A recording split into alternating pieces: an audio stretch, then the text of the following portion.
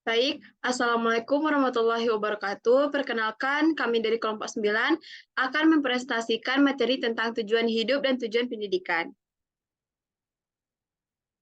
Sebelumnya, perkenalkan nama anggota kami, yaitu Nur Izati dengan NIM 2201324, yaitu saya sendiri sebagai moderator. Rekan saya Ratu Syarifah Aura dengan NIM 2203209, Elvina Dea Amanda dengan NIM 2203174, dan Rifa Widya Danaristi dengan NIM 2203212. Baiklah, materi pertama akan dibacakan oleh rekan saya, Dea. Kepada Dea dipersilakan. Terima kasih kepada moderator. Materi yang pertama yaitu tujuan hidup dan tujuan pendidikan. 1. Tujuan hidup. Manusia dan hidup di dunia ini hanya sekedar untuk hidup, tetapi ada suatu tujuan yang ia harus tempuh dalam kehidupannya, yakni bagaimana ia dapat menempuh kesejahteraan dalam hidupnya. Kehidupan manusia di dunia ini dikelilingi oleh fenomena-fenomena alam yang tidak terbilang. Masing-masing muncul membawa maksud dan pesan tertentu. Jika kenyataannya demikian, maka keberadaan manusia dalam alam ini tidak terlepas dari tujuan-tujuannya. Manusia untuk memenuhi kebutuhan hidupnya perlu berlandasan pada ilmu. Ilmu merupakan jumlah dari berbagai pengertian, sedangkan pengertian didapat dari hasil berbagai pikiran manusia. Hewan dalam memenuhi kebutuhan hidupnya tanpa berlandaskan pada pengertian atau hasil pikiran. Misalnya, seekor anak sapi yang mempunyai umur beberapa hari yang baru lahir sudah mampu untuk belajar berjalan sendiri. Sedangkan anak manusia memerlukan waktu yang lama untuk bisa berjalan dan harus dibimbing oleh orang tuanya. Manusia sebagai makhluk ciptaan Allah memiliki tujuan hidup, yaitu 1. Untuk menjadi manusia yang dapat mengabdi kepada Sang Penciptanya, yaitu Allah. 2. Mencari keberadaan dan keabsahan sesuai dengan filsafat dan ajaran agama yang telah diwahyukan oleh Allah. 3. Menjadi manusia seutuhnya dan sebagai penata sosial yang kuat, serta berwibawa sehingga mampu menjalankan visi dalam kehidupan sebagai manusia utuh. 4. Dapat mengelola alam semesta yang disesuaikan oleh Allah dengan menggunakan akal pikiran yang telah dianugerahkan oleh Allah. 5. Menjadi manusia yang bahagia, kaya, serta sehat jasmani dan rohani sehingga menjadi keseimbangan kehidupan di dunia dan di akhirat.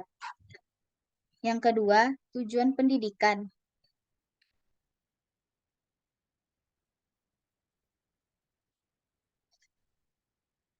Menurut Undang-Undang Nomor 20 Tahun 2003, tujuan pendidikan di Indonesia adalah sebagai berikut. 1. Untuk mengembangkan potensi yang dimiliki oleh peserta didik agar menjadi manusia yang beriman, bertakwa kepada Tuhan Yang Maha Esa, berakhlak mulia, sehat, berilmu, cakap, kreatif, mandiri, dan menjadi warga negara yang demokratis serta bertanggung jawab. Implikasi tujuan terhadap kehidupan adalah untuk meningkatkan keimanan, ketakwaan, dan mempunyai akhlak yang mulia. Maka peserta didik diajarkan ilmu-ilmu yang berhubungan dengan agama. 2. Agar warga negara menjadi sehat, maka pemerintah berusaha menyediakan fasilitas kesehatan melalui penyuluhan-penyuluhan kesehatan yang mana masalah ini ditangani oleh Departemen Kesehatan Indonesia. 3. Agar peserta didik berilmu, cakap, kreatif, mandiri, menjadi warga negara yang demokratis, serta bertanggung jawab. Pemerintah berusaha meningkatkan mutu pendidikan di Indonesia dengan jalan menyempurnakan kurikulum yang berlaku di Indonesia, merencanakan wajib belajar.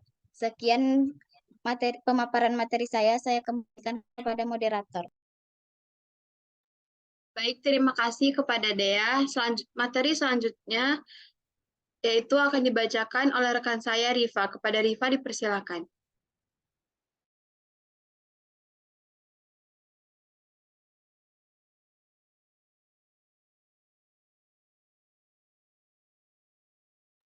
Baiklah, terima kasih. Hidup yang benar.